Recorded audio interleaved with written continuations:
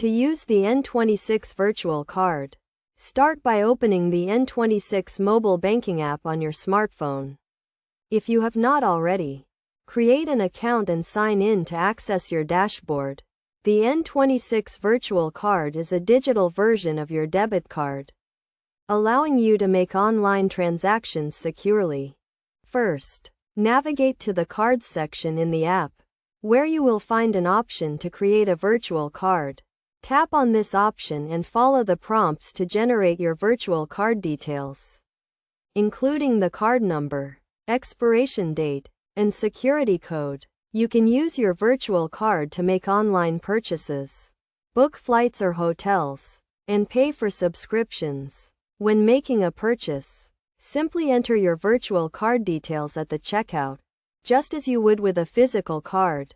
One of the key benefits of the N26 virtual card is its added security features. Since the virtual card is not linked to your physical card, you can freeze or delete it if you suspect any suspicious activity. This helps to prevent unauthorized transactions and protect your account.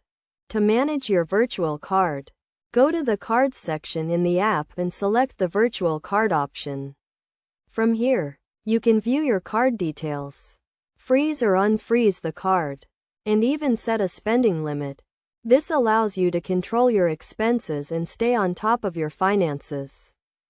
When using your virtual card, make sure to keep your app and device up to date, and always monitor your account activity for any suspicious transactions. By following these steps and best practices, you can safely and securely use your N26 virtual card for all your online transactions. Overall, the N26 virtual card provides a convenient and secure way to make online payments. And by understanding how to use it effectively, you can take advantage of its many benefits and enjoy a seamless banking experience.